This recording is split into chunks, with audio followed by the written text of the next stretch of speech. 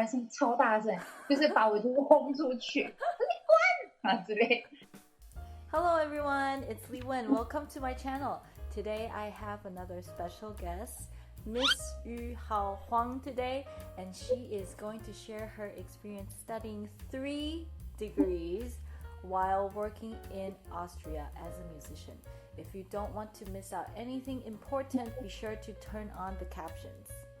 Hello 大家，我是阿笑，欢迎来到我频道。今天我邀请到了一位意气相挺的学妹黄玉浩来到我的 YouTube channel， 然后来跟大家分享她目前在国立格拉兹音乐季戏剧大学的留学经验跟打工经验。然后我之所以想要邀请学妹来分享，是因为我之前看到她在 Facebook 上面发了一些文章跟照片，让我觉得非常的励志。然后她一开始其实是念声乐组的，但是她来到了奥地利之后呢，她拿了一个钢琴教育学位，然后她现在又在念合唱指挥跟歌剧伴奏硕士。我觉得她的留学故事真的非常精彩，那希望可以帮助到想要去欧洲留学的朋友。大家有没有看到她的小可爱跟着她小妹妹？就他硬要跟着我，不然他刚刚一直在外面哭，超可爱，超可爱的。所以，我们今天其实有2位嘉宾，就是黄玉浩跟他的小跟班。对，他可能会分享一下他出生的经验。那我们就先从最初开始，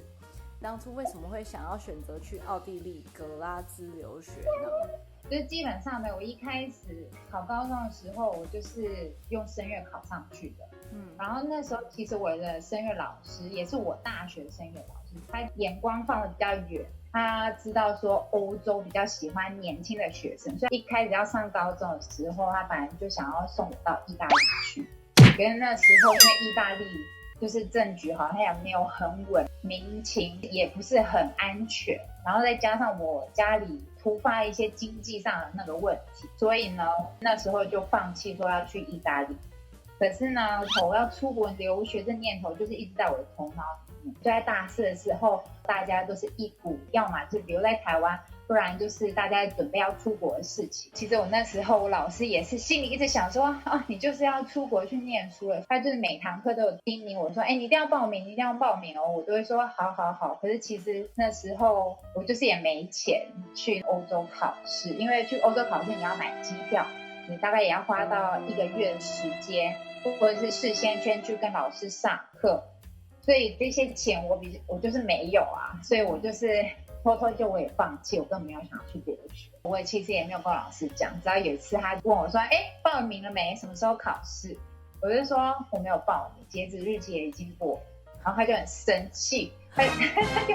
厨房就在师大1楼，我就在办公室旁边，他骂人声音超大声，就是把我就是轰出去，你滚啊之类。他其实对我很好，到处也去帮我打听说哪里有机会，直接先过去看你可不可以在文化上面，或者也可以上一些课，然后做一个接轨。所以他就是有联络到那个老师。那老师呢，等一下我好像奶嘴就看你不停的旋转怎么办？这好笑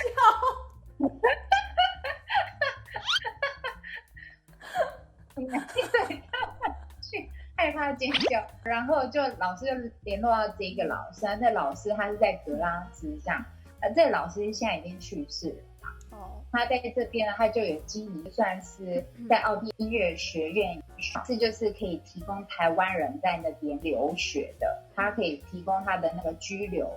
一般的音乐学院的上课。当然我去当然是对于那个学校实在是我觉得太好太优秀，因为他那就是学院嘛，我在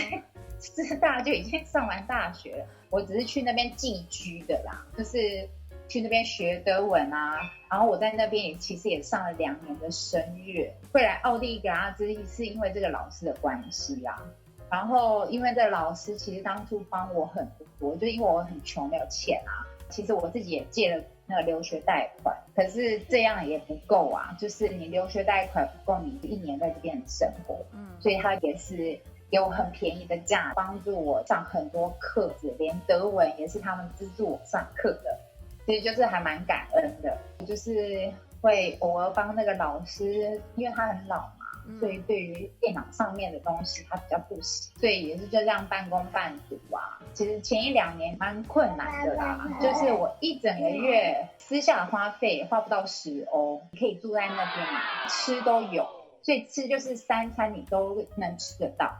所以基本上我自己私人的花费就比较少，顶多就是可能出去买个水果。然后这边的苹果非常的便宜，一大袋1公斤1块欧，那时候了，7-8年前了，那时候一球冰只要还不到1欧元，所以现在一球冰都要1.7欧了，所有世界那物价都在涨。格拉兹不是观光城市，格拉兹是大学城，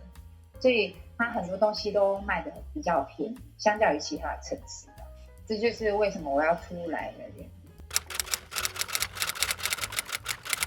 奥地利的大学，像在维也纳有一间公立，萨尔兹堡一间，然后格拉兹一间，是3间公立。公立的大学基本上学费不贵，就大概700到800欧之间，所以这样换算台币差不多是2万5，就是台湾公立大学的学费是一样的。真的很。然后可是呢，像在维也纳这种大城市里面，它有各种不同其他的学校。就是不是公立的，它有私立的，好像有2间。反正就是如果你是音乐学院的话，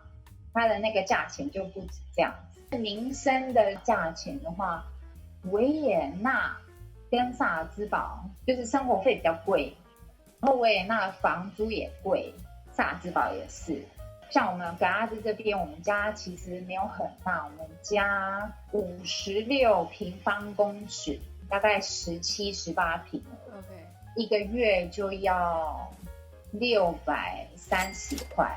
欧元，可是这个在市区里面算是便宜的价码。如果你在萨尔兹堡或者在维也纳，你要住到这么大，然后又是在好的地点的话，基本上800、900、1000欧是跑不掉的，就是一样的大小，所以。跟台湾相比的话，我觉得房租稍微略贵了一点点。可是如果你跟台北市比的话，差不多啊，我觉得是的话，就是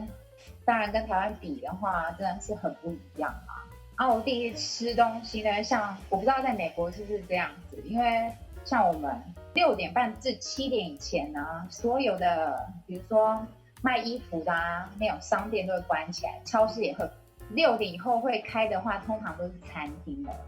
话，我们在外面吃啦，都在家里点，因为在外面吃的话，基本上消费有点太大。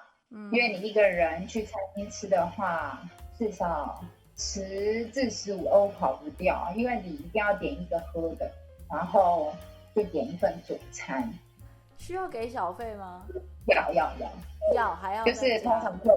大概给10%左右的那个小费。可是我通常呢都是差不多给1欧就差不多了。对 ，OK。学妹除了念钢琴教育组，她又跑去念了合唱指挥。